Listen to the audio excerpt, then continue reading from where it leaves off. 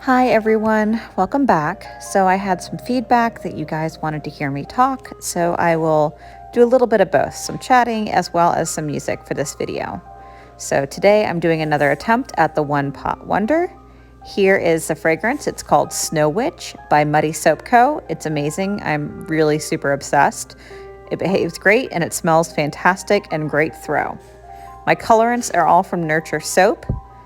First is this fabulous neon green pigment, which is that really bright one. Then this is a new purple neon, which I actually blended with a couple other colors. Hold on one second. Let me grab the other ones. Here we go. Queen for a Day and Midnight Blue. It's all made that beautiful purple. And this black is actually activated charcoal as well as a little bit of black oxide. Let me grab that. Here you go. Black oxide. Very exciting. You can see the purple that I smudged it with. So those are all my colorants. I actually did use a little bit of titanium dioxide in that light green here on the front, but not a whole bunch. And that one is from Brambleberry. So I'm going to go ahead and get my soap actually made. Somebody before had asked why I use sodium lactate and silk in my soap. And the reason I use sodium lactate in the soap is twofold. It's a humectant. That's a fancy word for it makes the soap itself a little bit less stripping and more, I hate to use this word, moisturizing, but that's not really a great word for it. It basically attracts moisture, and so it makes the soap not as harsh on your skin.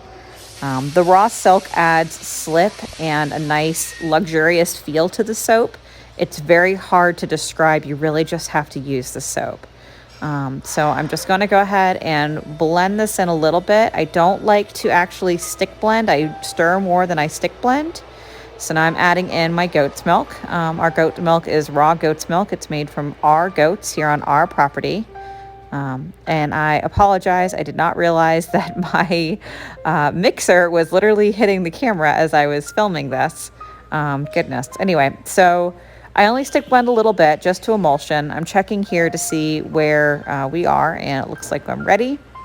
So now I'm going to go ahead and split off my batter into my pouring containers and mix my colorants.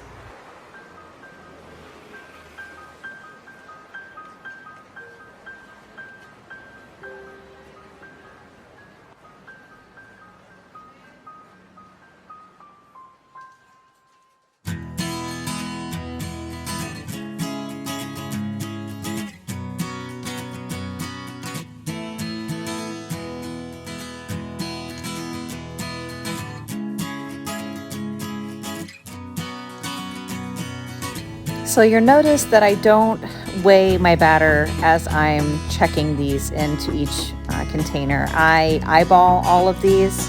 I am not a huge math person, I'm afraid. I wish I was, but I'm not. So I just kind of eyeball all of these, and then I held a little back just to kind of see how it behaved first. So first we are going to test this fragrance before I pour it into my little containers. I always recommend testing first.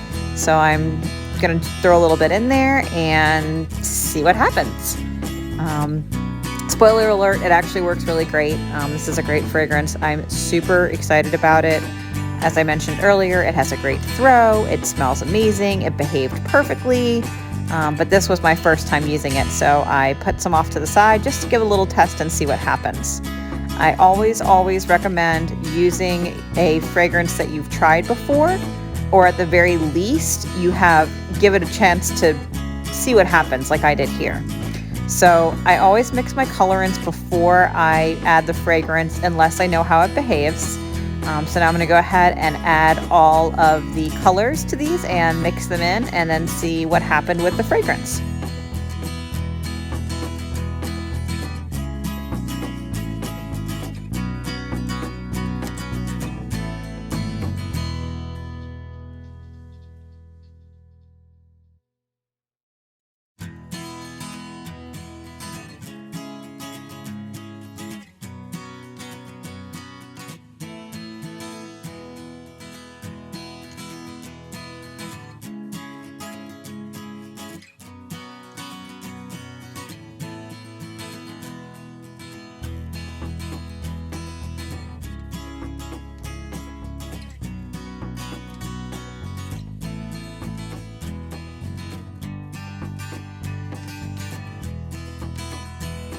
Okay, last one. Now let's go see how that fragrance has been behaving cooking off to the side.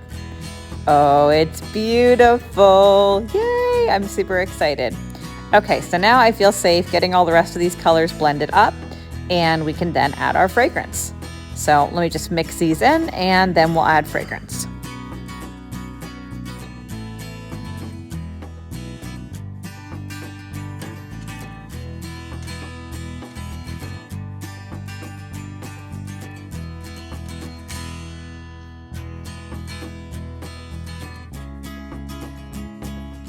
So if you notice, I kind of broke my rule here. I usually don't like to add fragrance and let it sit there, but because I watched this over to the side and it behaved so well, I had some confidence that I could leave it alone while I'm mixing colorants.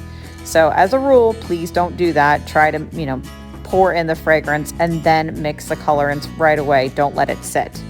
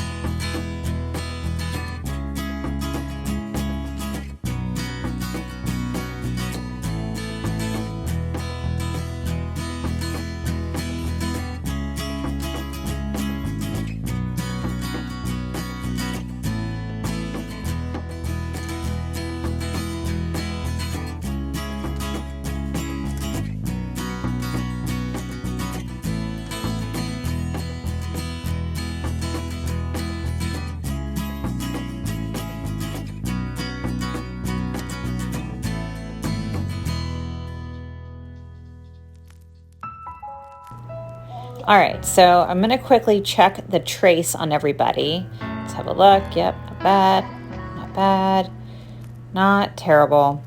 All right, so I'm confident that I can pour these where I need them in the right order and get them all. I wanna do black, light green, purple, dark green. So I wanted this one first, that one second, this one third, and that one fourth. And that way I'll have a neat layer. So I'm going to go ahead and get these out of the way and go ahead and pour this into my single pot.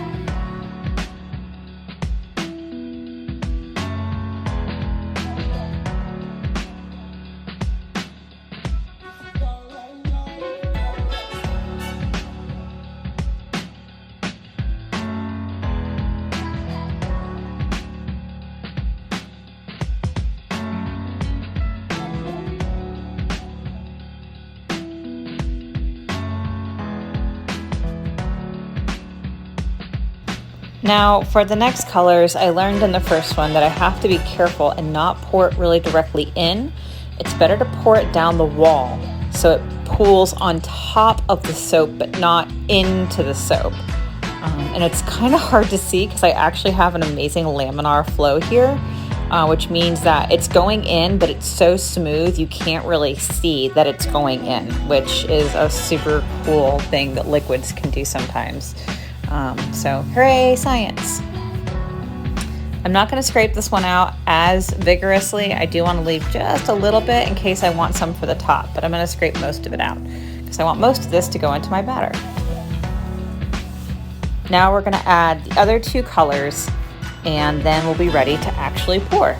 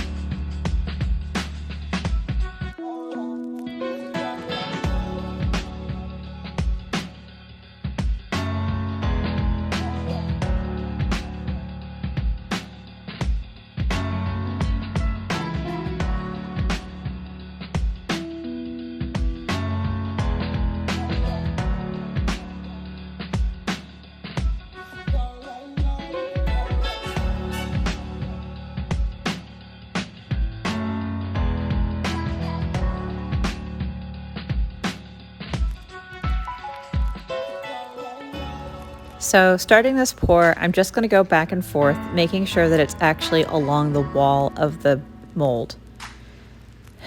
This was a little hard and it was hurting my hand, so let me refix this. Okay, that's better. Still doing weird things with my hand, but whatever, let's focus on the soap. So I'm running it along the wall, and I actually should have had a little bit better technique. It was hard for me to hold this almost 5 pounds of batter and the mold at the same time.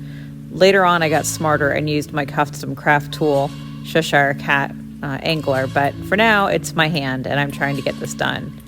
So you can see I'm just again pouring along the wall, and I'm starting to slowly tilt the mold back to where it's going to be almost flat while continuing to go back and forth, back and forth. Okay, now it's where I think I can leave it, and I'm going to go ahead and decorate the top.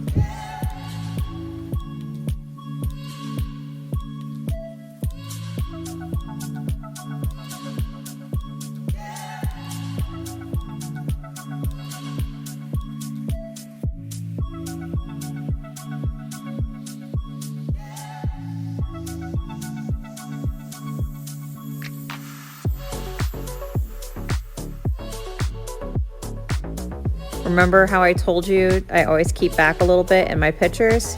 Well, it's because now I can go ahead and decorate the top with colors that are in the soap itself that all match, so it forms an interesting top without me having to work too much extra. I really love the design that I end up doing on this bar, so stay tuned and you'll see the rest.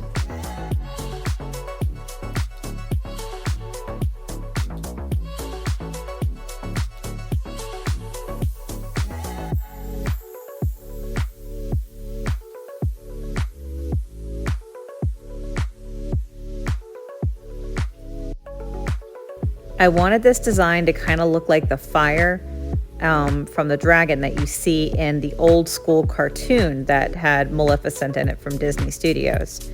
However, I wasn't totally successful, but I didn't totally fail. So all I'm doing is making almost like a peacock swirl back and forth to try to emulate little flames going up the soap itself.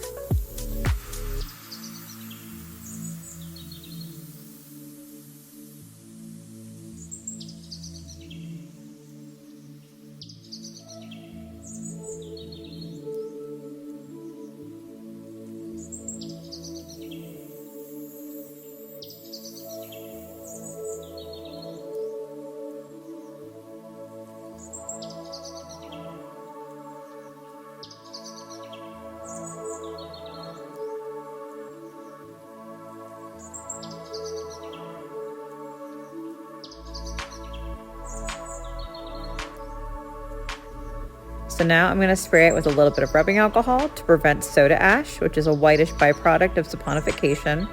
And I will show you a finished picture of the top because I love it.